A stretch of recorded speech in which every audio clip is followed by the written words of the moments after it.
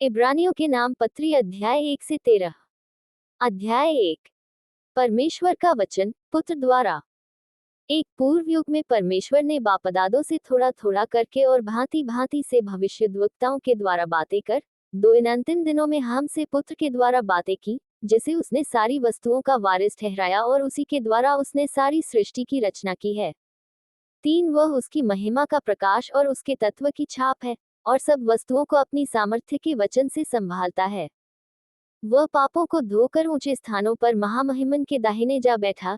4 और स्वर्गदूतों से उतना ही उत्तम ठहरा, जितना उसने उनसे बड़े पद का वारिस होकर उत्तम नाम पाया।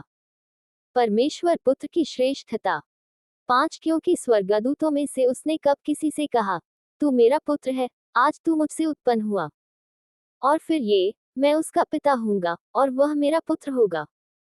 6 और जब पहलौए को जगत में फिर लाता है, तो कहता है, परमेश्वर के सब स्वर्गदूत उसे दंडवत करें। 7 और स्वर्गदूतों के विषय में ये कहता है, वह अपने दूतों को पवन और अपने सेवकों को धधकती आग बनाता है। 8 परंतु पुत्र के विषय में कहता है, हे परमेश्वर, तेरा सिंहासन युगानुयुग रहेगा, तेरे राज्य का राजदंड न्याय का राजदंड है। 9 तूने धर्म से प्रेम और अधर्म से बैर रखा, इस कारण परमेश्वर, तेरे परमेश्वर ने तेरे साथियों से बढ़कर हर्षरूपी तेल से तेरा अभिषेक किया। 10 और यह कि, हे प्रभु, आदि में तूने पृथ्वी की नींव डाली, और स्वर्ग तेरे हाथों की कारीगरी है। 11 वे तो नष्ट हो जाएंगे, परंतु तू बना रहेगा, और वे सब वस्त्र के समान पुराने हो जाएंगे। 12 और तू उन्हें चादर के समान लपेटेगा, और वे वस्त्र के समान बदल जाएंगे, पर तू वही है और तेरे वर्षों का अंत न होगा। 13 और स्वर्गदूतों में से उसने किससे कब कहा, तू मेरे दाहिने बैठ, जब तक कि मैं तेरे बैरियों को तेरे पांवों के नीचे की पीढ़ी न कर दूं। 14 क्या वे सब सेवा टहल करने वाली आत्माएं नहीं, जो उद्धार पाने वालों के लिए सेवा करने को भेजी जाती हैं। अध्याय 2। महान उद्धार। एक इस कारण चाहिए कि हम उन बातों पर जो हमने सुनी है, और भी मन लगाएं, ऐसा न हो कि बहककर उनसे दूर चले जाएं। 2 क्योंकि जो वचन स्वर्गदूतों के द्वारा कहा गया था जब वह स्थिर रहा और हर एक अपराध और आज्ञा न मानने का ठीक ठीक बदला मिला। 3 तो हम लोग ऐसे बड़े उद्धार से निश्चिंत रहकर कैसे बच सकते हैं, जिसकी चर्चा पहले पहल प्रभु के द्वारा हुई, और सुनने वालों के द्वारा हमें इसका निश्चय हुआ। 4 और साथ ही परमेश्वर भी अपनी इच्छा के अनुसार चिन्हों और अद्भुत कामों और नाना प्रकार के सामर्थ्य के कामों और पवित्र आत्मा के वरदानों के बांटने के द्वारा इसकी गवाही देता रहा। हमारा उद्धार करता। 5 उसने उस आने वाले जगत को जिसकी चर्चा हम कर रहे हैं, स्वर्गदूतों के अधीन न किया। 6 वरन किसी ने कहीं ये गवाही दी है, मनुष्य क्या है कि तू उसकी सुधि लेता है, या मनुष्य का पुत्र क्या है कि तू उसकी चिंता करता है। 7 तूने उसे स्वर्गदूतों से कुछ ही कम किया, तूने उस पर महिमा और आदर का मुकुट रखा, और उसे अपने हाथों के कामों पर अधिकार दिया। 8 तूने सब कुछ उसके पांवों के नीचे कर दिया, इसलिए जबकि उसने सब कुछ उसके अधीन कर दिया, तो उसने कुछ भी रख न छोड़ा जो उसके अधीन न हो। पर हम अब तक सब कुछ उसके अधीन नहीं देखते। 9 पर हम यीशु को जो स्वर्गदूतों से कुछ ही कम किया गया था, मृत्यु का दुख उठाने के कारण महिमा और आदर का मुकुट पहने हुए देखते हैं, ताकि परमेश्वर के अनुग्रह से वह हर एक मनुष्य के लिए मृत्यु का स्वाद चखे। 10 क्योंकि जिसके लिए सब कुछ है और जिसके द्वारा सब कुछ है, उसे यही अच्छा लगा कि जब वह बहुत से पुत्रों को महिमा में पहुंचाए, तो उनके उद्धार के कर्ता को दुख उठाने के द्वारा सिद्ध करे। 11 क्योंकि पवित्र करने वाला और जो पवित्र किए जाते हैं, सब एक ही मूल से हैं, इसी कारण वह उन्हें भाई कहने से नहीं लजाता। 12 वह कहता है, मैं तेरा नाम अपने भाइयों को सुनाऊंगा, सभा के बीच में मैं तेरा भजन गाऊंगा। 13 और फिर ये, मैं उस पर भरोसा रखूंगा। और फिर ये, देख, मैं उन लड़कों सहित जिसे परमेश्वर ने मुझे दिए। 14 इसलिए जबकि लड़के मांस और लहू के भागी हैं, तो वह आप भी उनके समान उनका सहभागी हो गया, ताकि मृत्यु के द्वारा उसे जिसे मृत्यु पर शक्ति मिली थी, अर्थात शैतान को निकम्मा कर दे। 15 और जितने मृत्यु के भय के मारे जीवन भर दासत्व में फंसे थे, उन्हें छुड़ा ले। 16 क्योंकि वह तो स्वर्गदूतों को नहीं वरन अब्राहम के वंश को संभालता है। 17 इस कारण उसको चाहिए था कि सब बातों में अपने भाइयों के समान बने, जिससे वह उन बातों में जो परमेश्वर से संबंध रखती हैं, एक दयालु और विश्वासयोग्य महायाजक बने, ताकि लोगों के पापों के लिए प्रायश्चित करे। 18 क्योंकि जब उसने परीक्षा की दशा में दुख उठाया तो वह उनकी भी सहायता कर सकता है जिनकी परीक्षा होती है। अध्याय 3। यीशु मूसा से श्रेष्ठ। एक इसलिए ही पवित्र भाइयों, तुम जो स्वर्गीय बुलाहट में भागी हो, उस प्रेरित और महायाजक यीशु पर जिसे हम अंगीकार करते हैं, ध्यान करो। 2 वह अपने नियुक्त करने वाले के लिए विश्वास योग्य था, जैसा मूसा भी परमेश्वर के सारे घर में था। 3 क्योंकि यीशु मूसा से इतना बढ़कर महिमा के योग्य समझा गया है, जितना कि घर का बनाने वाला घर से बढ़कर आदर रखता है। 4 क्योंकि हर एक घर का कोई न कोई बनाने वाला होता है, पर जिसने सब कुछ बनाया वह परमेश्वर है। 5 मूसा तो परमेश्वर के सारे घर में सेवक के समान विश्वासयोग्य रहा कि जिन बातों का वर्णन होने वाला था उनकी गवाही दे। 6 परंतु मसीह पुत्र के समान परमेश्वर के घर का अधिकारी है, और उसका घर हम हैं, यदि हम साहस पर और अपनी आशा के घमंड पर अंत तक दृढ़ता से स्थिर रहें। अविश्वास के प्रति चेतावनी। 7 अतः जैसा पवित्र आत्मा कहता है, यदि आज तुम उसका शब्द सुनो। 8 तो अपने मन को कठोर न करो, जैसा कि क्रोध दिलाने के समय और परीक्षा के दिन जंगल में किया था। 9 जहां तुम्हारे बापदादों ने मुझे जांच कर परखा और 40 वर्ष तक मेरे काम देखे। 10 इस कारण मैं उस समय के लोगों से क्रोधित रहा और कहा, इनके मन सदा भटकते रहते हैं, और इन्होंने मेरे मार्गों को नहीं पहचाना। 11 तब मैंने क्रोध में आकर शपथ खाए, वे मेरे विश्राम में प्रवेश करने न पाएंगे। 12 हे भाइयों, चौकस रहो कि तुम में ऐसा बुरा और अविश्वासी मन न हो, जो तुम्हें जीवते परमेश्वर से दूर हटा ले जाए।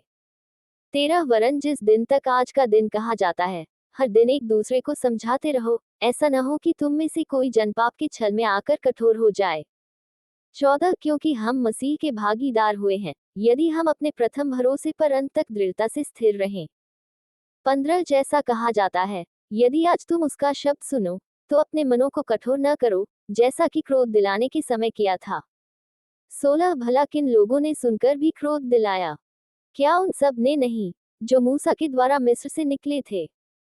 17 और वह 40 वर्ष तक किन लोगों से क्रोधित रहा? क्या उन्हीं से नहीं जिन्होंने पाप किया, और उनके शव जंगल में पड़े रहे? 18 और उसने किनसे शपथ खाई कि तुम मेरे विश्राम में प्रवेश करने न पाओगे? क्या केवल उनसे नहीं जिन्होंने आज्ञा न मानी? 19 अतः हम देखते हैं कि वे अविश्वास के कारण प्रवेश न कर सके। अध्याय 4। परमेश्वर के लोगों का विश्राम। 1 इसलिए जबकि उसके विश्राम में प्रवेश करने की प्रतिज्ञा अब तक है, तो हमें डरना चाहिए ऐसा न हो कि तुम में से कोई जन उससे वंचित रह जाए। 2 क्योंकि हमें उन्हीं की तरह सुसमाचार सुनाया गया है, पर सुने हुए वचन से उन्हें कुछ लाभ न हुआ, क्योंकि सुनने वालों के मन में विश्वास के साथ नहीं बैठा। 3 परंतु हम जिन्होंने विश्वास किया है, उस विश्राम में प्रवेश करते हैं, जैसा उसने कहा, मैंने अपने क्रोध में शपथ खाई कि वे मेरे विश्राम में प्रवेश करने न पाएंगे। यद्यपि जगत की उत्पत्ति के समय से उसके काम पूरे हो चुके थे। 4 क्योंकि 7वें दिन के विषय में उसने कहीं यूं कहा है, परमेश्वर ने 7वें दिन अपने सब कामों को निपटा करके विश्राम किया। 5 और इस जगह फिर यह कहता है, वे मेरे विश्राम में प्रवेश न करने पाएंगे। 6 तो जब ये बात बाकी है कि कितने और हैं जो उस विश्राम में प्रवेश करें, और जिन्हें उसका सुसमाचार पहले सुनाया गया उन्होंने आज्ञा न मानने के कारण उसमें प्रवेश न किया। 7 इसलिए वह किसी विशेष दिन को ठहराकर इतने दिन के बाद दाऊद की पुस्तक में उसे आज का दिन कहता है, जैसे पहले कहा गया, यदि आज तुम उसका शब्द सुनो, तो अपने मनों को कठोर न करो। 8 क्योंकि यदि यहोशू उन्हें विश्राम में प्रवेश करा लेता, तो उसके बाद दूसरे दिन की चर्चा न होती। 9 अतः जान लो कि परमेश्वर के लोगों के लिए सबत का विश्राम बाकी है। 10 क्योंकि जिसने उसके विश्राम में प्रवेश किया है, उसने भी परमेश्वर के समान अपने कामों को पूरा करके विश्राम किया है। 11 अतः हम उस विश्राम में प्रवेश करने का प्रयत्न करें, ऐसा न हो कि कोई जन उनके समान आज्ञा न मानकर गिर पड़े। 12 क्योंकि परमेश्वर का वचन जीवित और प्रबल और हर एक दोधारी तलवार से भी बहुत चोखा है, और प्राण और आत्मा को और गांठ गांठ और गूदे गूदे को अलग करके आर पार छेदता है, और मन की भावनाओं और विचारों को जांचता है। 13 सृष्टि की कोई वस्तु उससे छिपी नहीं है, वरन जिससे हमें काम है, उसकी आंखों के सामने सब वस्तुएं खुली और प्रकट हैं। बड़ा महायाजक। 14 इसलिए जब हमारा ऐसा बड़ा महायाजक है, जो स्वर्गों से होकर गया है, अर्थात परमेश्वर का पुत्र यीशु, तो आओ हम अपने अंगीकार को दृढ़ता से थामे रहें। 15 क्योंकि हमारा ऐसा महायाजक नहीं जो हमारी निर्बलताओं में हमारे साथ दुखी न हो सके, वरन वह सब बातों में हमारे समान परखा तो गया, तो भी निष्पाप निकला। 16 इसलिए आओ हम अनुग्रह के सिंहासन के निकट हियाव बांध कर चले कि हम पर दया हो, और वह अनुग्रह पाए जो आवश्यकता के समय हमारी सहायता करे। अध्याय 5। 1 क्योंकि हर एक महायाजक मनुष्यों में से लिया जाता है और मनुष्यों ही के लिए उन बातों के विषय में जो परमेश्वर से संबंध रखती हैं ठहराया जाता है कि भेंट और पाप बलि चढ़ाया करे। 2 वह अज्ञानों और भूले भटकों के साथ नरमी से व्यवहार कर सकता है, इसलिए कि वह आप ही निर्बलता से घिरा है। 3 इसीलिए उसे चाहिए कि जैसे लोगों के लिए वैसे ही अपने लिए भी पाप बलि चढ़ाया करे। 4 यह आदर का पद कोई अपने आप से नहीं लेता, जब तक कि हारून के समान परमेश्वर की ओर से ठहराया न जाए। 5 वैसे ही मसीह ने भी महायाजक बनने की बड़ाई अपने आप से नहीं ली, पर उसको उसी ने दी जिसने उससे कहा था, तू मेरा पुत्र है, आज मैंने तुझे उत्पन्न किया है। 6 इसी प्रकार वह दूसरी जगह में भी कहता है, तू मलिकिसिदक की रीति पर सदा के लिए याजक है। 7 यीशु ने अपनी देह में रहने के दिनों में ऊंचे शब्द से पुकार पुकार कर और आंसू बहा बहा कर उससे जो उसको मृत्यु से बचा सकता था प्रार्थनाएं और विनती की, और भक्ति के कारण उसकी सुनी गई। 8 पुत्र होने पर भी उसने दुख उठा उठाकर आज्ञा माननी सीखी। 9 और सिद्ध बनकर अपने सब आज्ञा मानने वालों के लिए सदाकाल के उद्धार का कारण हो गया। 10 और उसे परमेश्वर की ओर से मलिकिसिदक की रीति पर महायाजक का पद मिला। विश्वास से भटक जाने का परिणाम। 11 इसके विषय में हमें बहुत सी बातें कहनी हैं, जिनका समझाना भी कठिन है, इसलिए कि तुम ऊंचा सुनने लगे हो। 12 समय के विचार से तो तुम्हें गुरु हो जाना चाहिए था, तो अब यह आवश्यक हो गया है कि कोई तुम्हें परमेश्वर के वचनों की आदि शिक्षा फिर से सिखाए। तुम तो ऐसे हो गए हो कि तुम्हें अन्न के बदले अब तक दूध ही चाहिए। 13 क्योंकि दूध पीने वाले बच्चे को तो धर्म के वचन की पहचान नहीं होती, क्योंकि वह बालक है। 14 पर अन्न सयानों के लिए है, जिनकी ज्ञानेंद्रियां अभ्यास करते करते भले बुरे में भेद करने में निपुण हो गई हैं। अध्याय 6। 1 इसलिए आओ मसीह की शिक्षा की आरंभ की बातों को छोड़कर हम सिद्धता की ओर आगे बढ़ते जाएं, और मरे हुए कामों से मन फिराने और परमेश्वर पर विश्वास करने, 2 और बपतिस्मों और हाथ रखने और मरे हुओं के जी उठने और अंतिम न्याय की शिक्षा रूपी नींव फिर से न डालें। 3 यदि परमेश्वर चाहे तो हम यही करेंगे। 4 क्योंकि जिन्होंने एक बार ज्योति पाई है और जो स्वर्गीय वरदान का स्वाद चख चुके हैं और पवित्र आत्मा के भागी हो गए हैं। 5 और परमेश्वर के उत्तम वचन का और आने वाले युग की सामर्थ्य का स्वाद चख चुके हैं। 6 यदि वे भटक जाएं तो उन्हें मन फिराव के लिए फिर नया बनाना अनहोना है, क्योंकि वे परमेश्वर के पुत्र को अपने लिए फिर क्रूस पर चढ़ाते हैं और प्रगट में उस पर कलंक लगाते हैं। 7 क्योंकि जो भूमि वर्षा के पानी को, जो उस पर बार बार पड़ता है, पी पी कर जिन लोगों के लिए वह ज्योति बोई जाती है उनके काम का साग पात उग जाती है, वह परमेश्वर से आशीष पाती है। 8 पर यदि वह झाड़ी और ऊंट किटारे उगाती है, तो निकम्मी और श्रापित होने पर है, और उसका अंत जलाया जाना है। 9 पर हे प्रियो, यद्यपि हम ये बातें कहते हैं तो भी तुम्हारे विषय में हम इससे अच्छी और उद्धार वाली बातों का भरोसा करते हैं। 10 क्योंकि परमेश्वर अन्याय नहीं कि तुम्हारे काम और उस प्रेम को भूल जाए जो तुमने उसके नाम के लिए इस रीति से दिखाया कि पवित्र लोगों की सेवा की और कर भी रहे हो।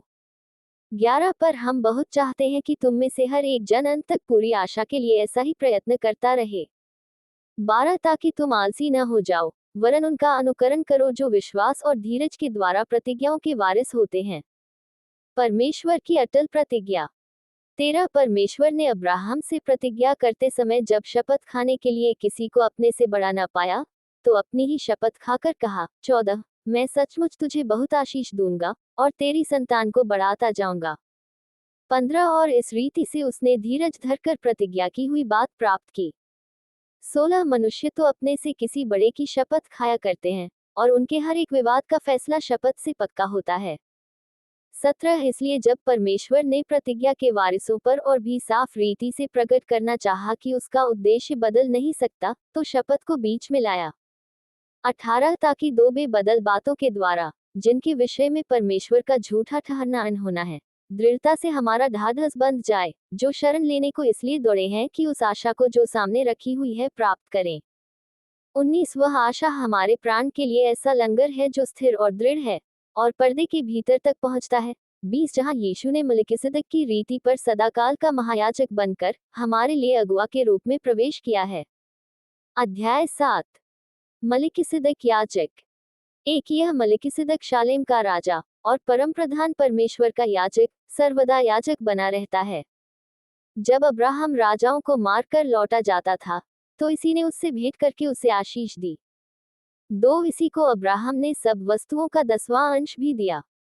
ये पहले अपने नाम के अर्थ के अनुसार धर्म का राजा और फिर शालेम अर्थात शांति का राजा है।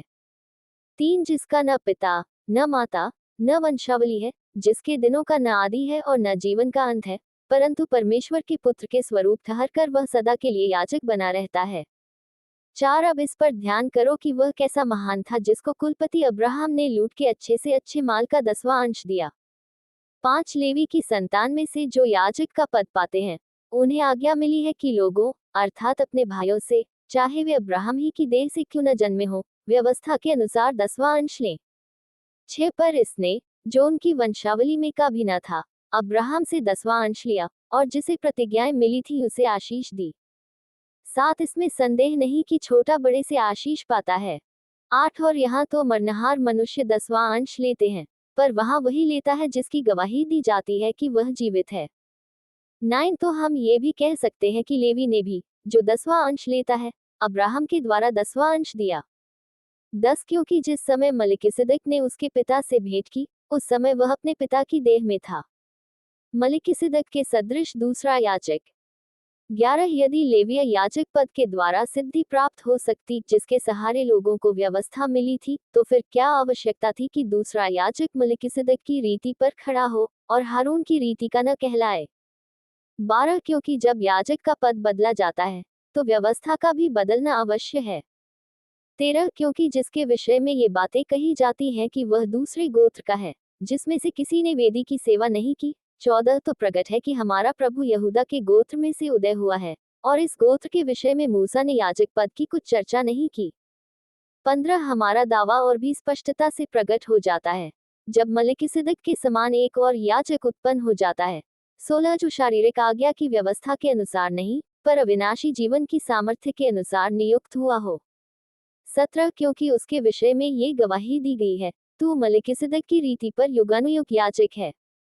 18 इस प्रकार पहली आज्ञा निर्बल और निष्फल होने के कारण लोप हो गई। 19 इसलिए कि व्यवस्था ने किसी बात की सिद्धि नहीं की और उसके स्थान पर एक ऐसी उत्तम आशा रखी गई है जिसके द्वारा हम परमेश्वर के समीप जा सकते हैं।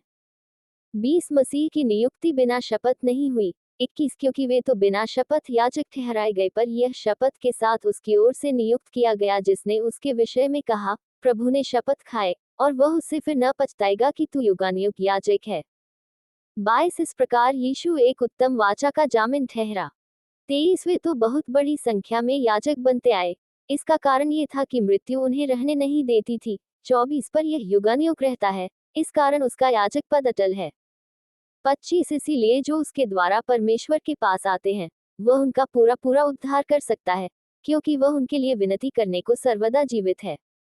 26 अतः ऐसा ही महायाजक हमारे योग्य था जो पवित्र और निष्कपट और निर्मल और पापियों से अलग और स्वर्ग से भी ऊंचा किया हुआ हो। 27 उन महायाजकों के समान उसे आवश्यक नहीं कि प्रतिदिन पहले अपने पापों और फिर लोगों के पापों के लिए बलिदान चढ़ाए, क्योंकि उसने अपने आप को बलिदान चढ़ाकर उसे एक ही बार में पूरा कर दिया। 28 क्योंकि व्यवस्था तो निर्बल मनुष्यों को महायाजक नियुक्त करती है, परंतु उस शपथ का वचन जो व्यवस्था के बाद खाई गई, उस पुत्र को नियुक्त करता है जो युगानुयुग के लिए सिद्ध किया गया है। अध्याय 8 यीशु हमारा महायाजक। एक अब जो बातें हम कह रहे हैं उनमें से सबसे बड़ी बात यह है कि हमारा ऐसा महायाजक है जो स्वर्ग पर महामहिमन के सिंहासन के दाहिने जा बैठा है। 2 और पवित्र स्थान और उस सच्चे तंबू का सेवक हुआ जिसे किसी मनुष्य ने नहीं वरन प्रभु ने खड़ा किया है। 3 क्योंकि हर एक महायाजक भेंट और बलिदान चढ़ाने के लिए ठहराया जाता है, इस कारण अवश्य है कि इस याजक के पास भी कुछ चढ़ाने के लिए हो। 4 यदि वह पृथ्वी पर होता तो कभी याजक न होता, इसलिए कि व्यवस्था के अनुसार भेंट चढ़ाने वाले तो हैं। 5 वे स्वर्ग में की वस्तुओं के प्रतिरूप और प्रतिबिंब की सेवा करते हैं, जैसे जब मूसा तंबू बनाने पर था तो उसे यह चेतावनी मिली, देख, जो नमूना तुझे पहाड़ पर दिखाया गया था, उसके अनुसार सब कुछ बनाना। 6 पर उन याजकों से बढ़कर सेवा यीशु को मिली, क्योंकि वह और भी उत्तम वाचा का मध्यस्थ ठहरा, जो और उत्तम प्रतिज्ञाओं के सहारे बांधी गई है। 7 क्योंकि यदि वह पहली वाचा निर्दोष होती, तो दूसरी के लिए अवसर न ढूंढा जाता। 8 पर वह उन पर दोष लगाकर कहता है, प्रभु कहता है, देखो, वे दिन आते हैं कि मैं इस्राएल के घराने के साथ और यहूदा के घराने के साथ नई वाचा बांधूंगा। 9 यह उस वाचा के समान न होगी, जो मैंने उनके बापदादों के साथ उस समय बांधी थी, जब मैं उनका हाथ पकड़कर उन्हें मिस्र देश से निकाल लाया, क्योंकि वे मेरी वाचा पर स्थिर न रहे, इसलिए मैंने उनकी सुधि न ली, प्रभु यही कहता है। 10 फिर प्रभु कहता है कि जो वाचा मैं उन दिनों के बाद इस्राएल के घराने के साथ बांधूंगा, वह यह है कि मैं अपनी व्यवस्था को उनके मनों में डालूंगा और उसे उनके हृदयों पर लिखूंगा, और मैं उनका परमेश्वर ठहरूंगा और वे मेरे लोग ठहरेंगे। 11 और हर एक अपने देशवाले को और अपने भाई को ये शिक्षा न देगा कि तू प्रभु को पहचान, क्योंकि छोटे से बड़े तक सब मुझे जान लेंगे। 12 क्योंकि मैं उनके अधर्म के विषय में दयावंत हूँगा और उनके पापों को फिर स्मरण न करूंगा। 13 नई वाचा की स्थापना से उसने प्रथम वाचा को पुरानी ठहरा दिया, और जो वस्तु पुरानी और जीर्ण हो जाती है उसका मिट जाना अनिवार्य है। अध्याय 9 पार्थिव तंबू में सेवा। एक उस पहली वाचा में भी सेवा के नियम थे, और ऐसा पवित्र स्थान था जो इस जगत का था। 2 क्योंकि एक तंबू बनाया गया, पहले तंबू में दीवट और मेज और भेंट की रोटियां थीं, और वह पवित्र स्थान कहलाता है। 3 दूसरा, पर्दे के पीछे वह तंबू था, जो परम पवित्र स्थान कहलाता है। 4 उसमें सोने की धूपदानी, और चारों ओर सोने से मढ़ा हुआ वाचा का संदूक, और इसमें मन्ना से भरा हुआ सोने का मर्तबान, और हारून की छड़ी जिसमें फूल फल आ गए थे, और वाचा की पट्टियां थीं। 5 उसके ऊपर दोनों तेजों में करूब थे, जो प्रायश्चित के ढकने पर छाया किए हुए थे। इनका एक एक करके वर्णन करने का अभी अवसर नहीं है। 6 ये वस्तुएं इस रीति से तैयार हो चुकी। उस पहले तंबू में याजक हर समय प्रवेश करके सेवा के कार्य संपन्न करते हैं। 7 पर दूसरे में केवल महायाजक वर्ष भर में एक ही बार जाता है, और बिना लहू लिए नहीं जाता, जिसे वह अपने लिए और लोगों की भूल चूक के लिए चढ़ाता है। 8 इससे पवित्र आत्मा यही दिखाता है कि जब तक पहला तंबू खड़ा है, तब तक पवित्र स्थान का मार्ग प्रकट नहीं हुआ। 9 ये तंबू वर्तमान समय के लिए एक दृष्टांत है, जिसमें ऐसी भेंट और बलिदान चढ़ाए जाते हैं जिनसे आराधना करने वालों के विवेक सिद्ध नहीं हो सकते। 10 क्योंकि वे केवल खाने पीने की वस्तुओं और भांति भांति की स्नान विधि के आधार पर शारीरिक नियम हैं, जो सुधार के समय तक के लिए नियुक्त किए गए हैं। मसीह के लहू की सामर्थ्य। 11 परंतु जब मसीह आने वाली अच्छी अच्छी वस्तुओं का महायाजक होकर आया, तो उसने और भी बड़े और सिद्ध तंबू से होकर, जो हाथ का बनाया हुआ नहीं अर्थात इस सृष्टि का नहीं, 12 और बकरों और बछड़ों के लहू के द्वारा नहीं पर अपने ही लहू के द्वारा एक ही बार पवित्र स्थान में प्रवेश किया और अनंत छुटकारा प्राप्त किया। 13 क्योंकि जब बकरों और बैलों का लहू और कलों की राख का अपवित्र लोगों पर छिड़का जाना शरीर की शुद्धता के लिए उन्हें पवित्र करता है। 14 तो मसीह का लहू जिसने अपने आप को सनातन आत्मा के द्वारा परमेश्वर के सामने निर्दोष चढ़ाया, तुम्हारे विवेक को मरे हुए कामों से क्यों न शुद्ध करेगा, ताकि तुम जीवते परमेश्वर की सेवा करो। 15 इसी कारण वह नई वाचा का मध्यस्थ है, ताकि उसकी मृत्यु के द्वारा जो पहली वाचा के समय के अपराधों से छुटकारा पाने के लिए हुई है, बुलाए हुए लोग प्रतिज्ञा के अनुसार अनंत मीरास को प्राप्त करें। 16 क्योंकि जहां वाचा बांधी गई है वहां वाचा बांधने वाले की मृत्यु का समझ लेना भी अवश्य है। 17 क्योंकि ऐसी वाचा मरने पर पक्की होती है, और जब तक वाचा बांधने वाला जीवित रहता है तब तक वाचा काम की नहीं होती। 18 इसीलिए पहली वाचा भी बिना लहू के नहीं बांधी गई। 19 क्योंकि जब मूसा सब लोगों को व्यवस्था की हर एक आज्ञा सुना चुका, तो उसने बछड़ों और बकरों का लहू लेकर पानी और लाल ऊन और जूफा के साथ उस पुस्तक पर और सब लोगों पर छिड़क दिया। 20 और कहा, यह उस वाचा का लहू है जिसकी आज्ञा परमेश्वर ने तुम्हारे लिए दी है। 21 और इसी रीति से उसने तंबू और सेवा के सारे सामान पर लहू छिड़का। 22 सच तो यह है कि व्यवस्था के अनुसार प्रायः सब वस्तुएं लहू के द्वारा शुद्ध की जाती हैं, और बिना लहू बहाए पापों की क्षमा नहीं। मसीह के बलिदान द्वारा पाप क्षमा। 23 इसलिए अवश्य है कि स्वर्ग में की वस्तुओं के प्रतिरूप इन बलिदानों के द्वारा शुद्ध किए जाएं, पर स्वर्ग में की वस्तुएं स्वयं इनसे उत्तम बलिदानों के द्वारा शुद्ध की जाती। 24 क्योंकि मसीह ने उस हाथ के बनाए हुए पवित्र स्थान में, जो सच्चे पवित्र स्थान का नमूना है, प्रवेश नहीं किया पर स्वर्ग ही में प्रवेश किया, ताकि हमारे लिए अब परमेश्वर के सामने दिखाई दे। 25 यह नहीं कि वह अपने आप को बार बार चढ़ाए, जैसा कि महायाजक प्रति वर्ष दूसरे का लहू लिए पवित्र स्थान में प्रवेश किया करता है। 26 नहीं तो जगत की उत्पत्ति से लेकर उसको बार बार दुख उठाना पड़ता, पर अब युग के अंत में वह एक ही बार प्रकट हुआ है, ताकि अपने ही बलिदान के द्वारा पाप को दूर कर दे। 27 और जैसे मनुष्यों के लिए एक बार मरना और उसके बाद न्याय का होना नियुक्त है, 28 वैसे ही मसीह भी बहुतों के पापों को उठा लेने के लिए एक बार बलिदान हुआ, और जो लोग उसकी बाट जोहते हैं उनके उद्धार के लिए दूसरी बार बिना पाप उठाए हुए दिखाई देगा। अध्याय 10 सिद्ध बलिदान। एक क्योंकि व्यवस्था, जिसमें आने वाली अच्छी वस्तुओं का प्रतिबिंब है पर उनका असली स्वरूप नहीं, इसलिए उन एक ही प्रकार के बलिदानों के द्वारा जो प्रतिवर्ष अचूक चढ़ाए जाते हैं, पास आने वालों को कदापि सिद्ध नहीं कर सकती। 2 नहीं तो उनका चढ़ाना बंद क्यों न हो जाता। इसलिए जब सेवा करने वाले एक ही बार शुद्ध हो जाते, तो फिर उनका विवेक उन्हें पापी न ठहराता। 3 परंतु उनके द्वारा प्रति वर्ष पापों का स्मरण हुआ करता है। 4 क्योंकि यह अनहोना है कि बैलों और बकरों का लहू पापों को दूर करे। 5 इसी कारण वह जगत में आते समय कहता है, बलिदान और भेंट तूने न चाही, पर मेरे लिए एक देह तैयार की। 6 होम बलियों और पाप बलियों से तू प्रसन्न नहीं हुआ। 7 तब मैंने कहा, देख मैं आ गया हूँ, पवित्र शास्त्र में मेरे विषय में लिखा हुआ है, ताकि हे परमेश्वर तेरी इच्छा पूरी करूं। 8 ऊपर तो वह कहता है, न तूने बलिदान और भेंट और होम बलियों और पापबलियों को चाहा, और न उनसे प्रसन्न हुआ, यद्यपि ये बलिदान तो व्यवस्था के अनुसार चढ़ाए जाते हैं। 9 फिर यह भी कहता है, देख मैं आ गया हूँ, ताकि तेरी इच्छा पूरी करूं, अतः वह पहले को उठा देता है, ताकि दूसरे को नियुक्त करे। 10 उसी इच्छा से हम यीशु मसीह की देह के एक ही बार बलिदान चढ़ाए जाने के द्वारा पवित्र किए गए हैं। 11 हर एक याजक तो खड़े होकर प्रतिदिन सेवा करता है, और एक ही प्रकार के बलिदान को जो पापों को कभी भी दूर नहीं कर सकते, बार बार चढ़ाता है। 12 परंतु यह व्यक्ति तो पापों के बदले एक ही बलिदान सर्वदा के लिए चढ़ाकर परमेश्वर के दाहिने जा बैठा। 13 और उसी समय से इसकी बाट जोह रहा है, कि उसके बैरी उसके पांवों के नीचे की पीढ़ी बने। 14 क्योंकि उसने एक ही चढ़ावे के द्वारा उन्हें जो पवित्र किए जाते हैं, सर्वदा के लिए सिद्ध कर दिया है। 15 और पवित्र आत्मा भी हमें यही गवाही देता है, क्योंकि उसने पहले कहा था। 16 प्रभु कहता है कि जो वाचा मैं उन दिनों के बाद उनसे बांधूंगा वह ये है कि मैं अपने नियमों को उनके हृदय पर लिखूंगा और मैं उनके विवेक में डालूंगा। 17 फिर वही ये कहता है, मैं उनके पापों को और उनके अधर्म के कामों को फिर कभी स्मरण न करूंगा। 18 और जब इनकी क्षमा हो गई है, तो फिर पाप का बलिदान नहीं रहा। परमेश्वर के समीप जाएं।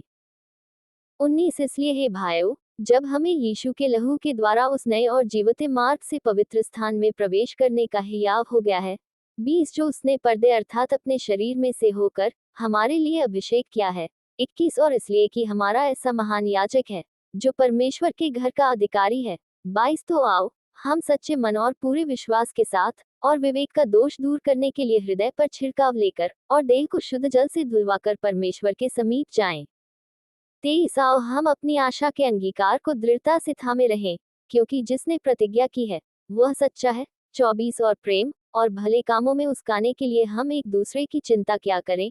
25 और एक दूसरे के साथ इकट्ठा होना न छोड़ें, जैसे कि कितनों की रीति है, पर एक दूसरे को समझाते रहें, और ज्यों ज्यों उस दिन को निकट आते देखो त्यों त्यों और भी अधिक ये किया करो। 26 क्योंकि सच्चाई की पहचान प्राप्त करने के बाद यदि हम जानबूझकर पाप करते रहें, तो पापों के लिए फिर कोई बलिदान बाकी नहीं। 27 हाँ, दंड का एक भयानक बाट जोहना और आग का ज्वलन बाकी है जो विरोधियों को भस्म कर देगा। 28 जब मूसा की व्यवस्था का न मानने वाला 2 या 3 जनों की गवाही पर बिना दया के मार डाला जाता है। 29 तो सोच लो कि वह कितने और भी भारी दंड के योग्य ठहरेगा, जिसने परमेश्वर के पुत्र को पांवों से रौंदा और वाचा के लहू को, जिसके द्वारा वह पवित्र ठहराया गया था, अपवित्र जाना है, और अनुग्रह के आत्मा का अपमान किया। 30 क्योंकि हम उसे जानते हैं, जिसने कहा, पलटा लेना मेरा काम है, मैं ही बदला दूंगा। और फिर ये कि प्रभु अपने लोगों का न्याय करेगा। 31 जीवते परमेश्वर के हाथों में पड़ना भयानक बात है। 32 परंतु उन पिछले दिनों को स्मरण करो जिनमें तुम ज्योति पाकर दुखों के बड़े संघर्ष में स्थिर रहे। 33 कभी कभी तो यूं कि तुम निंदा और क्लेश सहते हुए तमाशा बने, और कभी यूं कि तुम उनके साझी हुए जिनकी दुर्दशा की जाती थी। 34 क्योंकि तुम कैदियों के दुख में भी दुखी हुए और अपनी संपत्ति भी आनंद से लुटने दी, ये जानकर कि तुम्हारे पास एक और भी उत्तम और सर्वदा ठहरने वाली संपत्ति है। 35 इसलिए अपना हियाव न छोड़ो क्योंकि उसका प्रतिफल बड़ा है। 36 क्योंकि तुम्हें धीरज धरना आवश्यक है ताकि परमेश्वर की इच्छा को पूरी करके तुम प्रतिज्ञा का फल पाओ। 37 क्योंकि अब बहुत ही थोड़ा समय रह गया है जबकि आने वाला आएगा और देर न करेगा। 38 पर मेरा धर्मी जन विश्वास से जीवित रहेगा, और यदि वह पीछे हट जाए तो मेरा मन उससे प्रसन्न न होगा। 39 पर हम हटने वाले नहीं कि नाश हो जाएं पर विश्वास करने वाले हैं कि प्राणों को बचाएं। अध्याय 11 विश्वास के उदाहरण। एक अब विश्वास आशा की हुई वस्तुओं का निश्चय और अनदेखी वस्तुओं का प्रमाण है। 2 क्योंकि इसी के विषय में प्राचीनों की अच्छी गवाही दी गई। 3 विश्वास ही से हम जान जाते हैं कि सारी सृष्टि की रचना परमेश्वर के वचन के द्वारा हुई है, पर यह नहीं कि जो कुछ देखने में आता है वह देखी हुई वस्तुओं से बना हो। 4 विश्वास ही से हाबिल ने कैन से उत्तम बलिदान परमेश्वर के लिए चढ़ाया, और उसी के द्वारा उसके धर्मी होने की गवाही भी दी गई, क्योंकि परमेश्वर ने उसकी भेंटों के विषय में गवाही दी, और उसी के द्वारा वह मरने पर भी अब तक बातें करता है। 5 विश्वास ही से हनोक उठा लिया गया कि मृत्यु को न देखे, और उसका पता नहीं मिला क्योंकि परमेश्वर ने उसे उठा लिया था, और उसके उठाए जाने से पहले उसकी यह गवाही दी गई थी कि उसने परमेश्वर को प्रसन्न किया है। 6 और विश्वास बिना उसे प्रसन्न करना अनहोना है, क्योंकि परमेश्वर के पास आने वाले को विश्वास करना चाहिए कि वह है, और अपने खोजने वालों को प्रतिफल देता है। 7 विश्वास ही से नूह ने उन बातों के विषय में जो उस समय दिखाई न पड़ती थी चेतावनी पाकर भक्ति के साथ अपने घराने के बचाव के लिए जहाज बनाया, और उसके द्वारा उसने संसार को दोषी ठहराया, और उस धर्म का वारिस हुआ जो विश्वास से होता है। 8 विश्वासी से अब्राहम जब बुलाया गया तो आज्ञा मानकर ऐसी जगह निकल गया जिसे मीरास में लेने वाला था, और यह न जानता था कि मैं किधर जाता हूँ, तो अभी निकल गया। 9 विश्वासी से उसने प्रतिज्ञा किए हुए देश में, पराए देश में परदेशी के समान रहकर इसहाक और याकूब समेत जो उसके साथ उसी प्रतिज्ञा के वारिस थे तंबुओं में वास किया। 10 क्योंकि वह उस स्थिर नींव वाले नगर की बाट जोहता था जिसका रचने वाला और बनाने वाला परमेश्वर है। 11 विश्वास से सारा ने आप बूढ़ी होने पर भी गर्भ धारण करने की सामर्थ्य पाई, क्योंकि उसने प्रतिज्ञा करने वाले को सच्चा जाना था। 12 इस कारण एक ही जन से, जो मरा हुआ सा था, आकाश के तारों और समुद्र के तीर के बालू के समान अनगिनत वंश उत्पन्न हुए। 13 ये सब विश्वास ही की दशा में मरे, और उन्होंने प्रतिज्ञा की हुई वस्तुएं नहीं पाई, पर उन्हें दूर से देखकर आनंदित हुए और मान लिया कि हम पृथ्वी पर परदेशी और बाहरी हैं। 14 जो ऐसी बातें कहते हैं वे प्रकट करते हैं कि स्वदेश की खोज में हैं। 15 और जिस देश से वे निकल आए थे यदि उसकी सुधि करते तो उन्हें लौट जाने का अवसर था। 16 पर वे एक उत्तम अर्थात स्वर्गीय देश के अभिलाषी हैं, इसीलिए परमेश्वर उनका परमेश्वर कहलाने में उनसे नहीं लजाता, क्योंकि उसने उनके लिए एक नगर तैयार किया है। 17 विश्वासी से अब्राहम ने परखे जाने के समय में इसहाक को बलिदान चढ़ाया, और जिसने प्रतिज्ञाओं को सच माना था 18 और जिससे ये कहा गया था इसहाक से तेरा वंश कहलाएगा, वही अपने एकलौते को चढ़ाने लगा। 19 क्योंकि उसने मान लिया कि परमेश्वर सामर्थी है कि उसे मरे हुओं में से जिलाए, अतः उन्हीं में से दृष्टांत की रीति पर वह उसे फिर मिला। 20 विश्वासी से इसहाक ने याकूब और एसाव को आने वाली बातों के विषय में आशीष दी। 21 विश्वासी से याकूब ने मरते समय यूसुफ के दोनों पुत्रों में से एक एक को आशीष दी, और अपनी लाठी के सिरे पर सहारा लेकर दंडवत किया। 22 विश्वासी से यूसुफ ने, जब वह मरने पर था, तो इसराइल की संतान के निकल जाने की चर्चा की, और अपनी हड्डियों के विषय में आज्ञा दी। 23 विश्वासी से मूसा के माता पिता ने उसको उत्पन्न होने के बाद 3 महीने तक छिपा रखा, क्योंकि उन्होंने देखा कि बालक सुंदर है, और वे राजा की आज्ञा से न डरे। 24 विश्वासी से मूसा ने सयाना होकर फिरौन की बेटी का पुत्र कहलाने से इनकार किया। 25 इसलिए कि उसे पाप में थोड़े दिन के सुख भोगने से परमेश्वर के लोगों के साथ दुख भोगना अधिक उत्तम लगा। 26 उसने मसीह के कारण निंदित होने को मिस्र के भंडार से बड़ा धन समझा, क्योंकि उसकी आंखें फल पाने की ओर लगी थी। 27 विश्वासी से राजा के क्रोध से न डरकर उसने मिस्र को छोड़ दिया, क्योंकि वह अनदेखे को मानो देखता हुआ दृढ़ रहा। 28 विश्वासी से उसने फसह और लहू छिड़कने की विधि मानी, कि पहिलौठों का नाश करने वाला इसराइलियों पर हाथ न डाले। 29 विश्वासी से वे लाल समुद्र के पार ऐसे उतर गए, जैसे सूखी भूमि पर से, और जब मिस्रियों ने वैसा ही करना चाहा तो सब डूब मरे। 30 विश्वासी से यरीहो की शहरपनाह, जब वे 7 दिन तक उसका चक्कर लगा चुके, तो वह गिर पड़ी। 31 विश्वासी से राहाब वेश्या आज्ञा न मानने वालों के साथ नष्ट नहीं हुई, इसलिए कि उसने भेदियों को कुशल से रखा था। 32 अब और क्या कहूँ, क्योंकि समय नहीं रहा कि गिदोन का, और बाराक और शिमशोन का, और यिफतह का, और दाऊद और शमूएल का, और भविष्यद्वक्ताओं का वर्णन करूँ। 33 इन्होंने विश्वास ही के द्वारा राज्य जीते, धर्म के काम किए, प्रतिज्ञा की हुई वस्तुएं प्राप्त की, सिनों के मुंह बंद किए, 34 आग की ज्वाला को ठंडा किया, तलवार की धार से बच निकले, निर्बलता में बलवंत हुए, लड़ाई में वीर निकले, विदेशियों की फौजों को मार भगाया। 35 स्त्रियों ने अपने मरे हुओं को फिर जीवित पाया, कितने तो मार खाते खाते मर गए और छुटकारा न चाहा, इसलिए कि उत्तम पुनरुत्थान के भागी हों। 36 कई एक ठट्ठों में उड़ाए जाने, और कोड़े खाने वरन बांधे जाने, और कैद में पड़ने के द्वारा परखे गए। 37 पथराव किए गए, आरे से चीरे गए, उनकी परीक्षा की गई, तलवार से मारे गए, वे कंगाली में, और क्लेश में, और दुख भोगते हुए भेड़ों और बकरियों की खालें उड़े हुए, इधर उधर मारे मारे फिरे, 38 और जंगलों, और पहाड़ों, और गुफाओं में, और पृथ्वी की दरारों में भटकते फिरे। संसार उनके योग्य न था। 39 विश्वासी के द्वारा इन सब के विषय में अच्छी गवाही दी गई, तो अभी उन्हें प्रतिज्ञा की हुई वस्तु न मिली। 40 क्योंकि परमेश्वर ने हमारे लिए पहले से एक उत्तम बात ठहराई, कि वे हमारे बिना सिद्धता को न पहुंचे। अध्याय 12 परमेश्वर पिता द्वारा ताड़ना।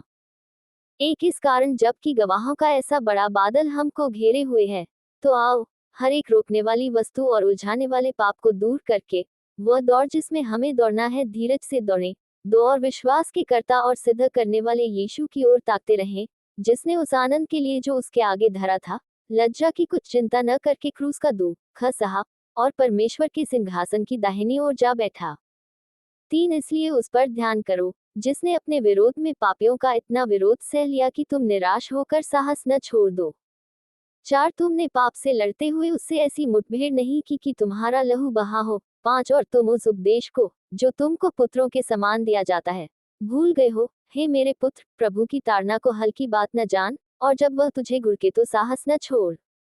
6 क्योंकि प्रभु जिससे प्रेम करता है, उसकी ताड़ना भी करता है, और जिसे पुत्र बना लेता है, उसको कोड़े भी लगाता है। 7 तुम दुख को ताड़ना समझकर सह लो, परमेश्वर तुम्हें पुत्र जानकर तुम्हारे साथ बर्ताव करता है। वह कौन सा पुत्र है जिसकी ताड़ना पिता नहीं करता? 8 यदि वह ताड़ना जिसके भागी सब होते हैं, तुम्हारी नहीं हुई तो तुम पुत्र नहीं, पर व्यभिचार की संतान ठहरे। 9 फिर जबकि हमारे शारीरिक पिता भी हमारी ताड़ना किया करते थे और हमने उनका आदर किया, तो क्या आत्माओं के पिता के और भी अधीन न रहे जिससे हम जीवित रहें? 10 वे तो अपनी अपनी समझ के अनुसार थोड़े दिनों के लिए ताड़ना करते थे, पर वह तो हमारे लाभ के लिए करता है, कि हम भी उसकी पवित्रता के भागी हो जाएं। 11 वर्तमान में हर प्रकार की ताड़ना आनंद की नहीं, पर शोक ही की बात दिखाई पड़ती है, तो अभी जो उसको सहते सहते पक्के हो गए हैं, बाद में उन्हें चैन के साथ धर्म का प्रतिफल मिलता है। उपदेश और चेतावनी। 12 इसलिए ढीले हाथों और निर्बल घुटनों को सीधे करो। 13 और अपने पांवों के लिए सीधे मार्ग बनाओ कि लंगड़ा भटक न जाए पर भला चंगा हो जाए। 14 सबसे मेल मिलाप रखो, और उस पवित्रता के खोजी हो जिसके बिना कोई प्रभु को कदापि न देखेगा। 15 ध्यान से देखते रहो, ऐसा न हो कि कोई परमेश्वर के अनुग्रह से वंचित रह जाए, या कोई कड़वी जड़ फूटकर कष्ट दे, और उसके द्वारा बहुत से लोग अशुद्ध हो जाएं। 16 ऐसा न हो कि कोई जन व्यभिचारी, या एसाव के समान अधर्मी हो जिसने एक बार के भोजन के बदले अपने पहिलोए होने का पद बेच डाला। 17 तुम जानते हो कि बाद में जब उसने आशीष पानी चाहिए तो अयोग्य गिना गया, और आंसू बहा बहाकर खोजने पर भी मन फिराव का अवसर उसे न मिला। 18 तुम तो उस पहाड़ के पास, जो छुआ जा सकता था, और आग से प्रज्वलित था, और काली घटा और अंधेरा और आंधी के पास 19 और तुरही की ध्वनि और बोलने वाले के ऐसे शब्द के पास नहीं आए, जिसके सुनने वालों ने विनती की कि अब हमसे और बातें न की जाएं। 20 क्योंकि वे उस आज्ञा को न सह सके, यदि कोई पशु भी पहाड़ को छुए तो उस पर पथराव किया जाए। 21 और वह दर्शन ऐसा डरावना था कि मूसा ने कहा, मैं बहुत डरता और कांपता हूँ। 22 पर तुम सियोन के पहाड़ के पास और जीवते परमेश्वर के नगर स्वर्गीय यरूशलेम के पास और लाखों स्वर्गदूतों 23 और उन पहिलौठों की साधारण सभा और कलीसिया जिनके नाम स्वर्ग में लिखे हुए हैं और सबके न्याय परमेश्वर के पास और सिद्ध किए हुए धर्मियों की आत्माओं 24 और नई वाचा के मध्यस्थ यीशु और छिड़काव के उस लहू के पास आए हो जो हाबिल के लहू से उत्तम बातें कहता है। 25 सावधान रहो और उस कहने वाले से मुंह न फेरो, क्योंकि वे लोग जब पृथ्वी पर के चेतावनी देने वाले से मुंह मोड़कर न बच सके, तो हम स्वर्ग पर से चेतावनी देने वाले से मुंह मोड़कर कैसे बच सकेंगे। 26 उस समय तो उसके शब्द ने पृथ्वी को हिला दिया, पर अब उसने ये प्रतिज्ञा की है, एक बार फिर मैं न केवल पृथ्वी को वरन आकाश को भी हिला दूंगा। 27 और यह वाक्य एक बार फिर इस बात को प्रकट करता है कि जो वस्तुएं हिलाई जाती हैं, वे सृजी हुई वस्तुएं होने के कारण टल जाएंगी, ताकि जो वस्तुएं हिलाई नहीं जाती, वे अटल बनी रहें। 28 इस कारण हम इस राज्य को पाकर जो हिलने का नहीं कृतज्ञ हों, और भक्ति और भय सहित परमेश्वर की ऐसी आराधना करें जिससे वह प्रसन्न होता है। 29 क्योंकि हमारा परमेश्वर भस्म करने वाली आग है। अध्याय 13 मसीही जीवन जीने के निर्देश। एक भाईचारे की प्रीति बनी रहे। 2 अतिथि सत्कार करना न भूलना, क्योंकि इसके द्वारा कुछ लोगों ने अनजाने में स्वर्गदूतों का आदर सत्कार किया है। 3 कैदियों की ऐसी सुधि लो कि मानो उनके साथ तुम भी कैद हो, और जिनके साथ बुरा बर्ताव किया जाता है, उनकी भी यह समझकर सुधि लिया करो कि हमारी भी देह है। 4 विवाह सब में आदर की बात समझी जाए, और विवाह बिछौना निष्कलंक रहे, क्योंकि परमेश्वर व्यभिचारियों और परस्त्रीगामियों का न्याय करेगा। 5 तुम्हारा स्वभाव लोभरहित हो, और जो तुम्हारे पास है उसी पर संतोष करो, क्योंकि उसने आप ही कहा है, मैं तुझे कभी न छोड़ूंगा और न कभी तुझे त्यागूंगा। 6 इसलिए हम निडर होकर कहते हैं, प्रभु मेरा सहायक है, मैं न डरूंगा, मनुष्य मेरा क्या कर सकता है।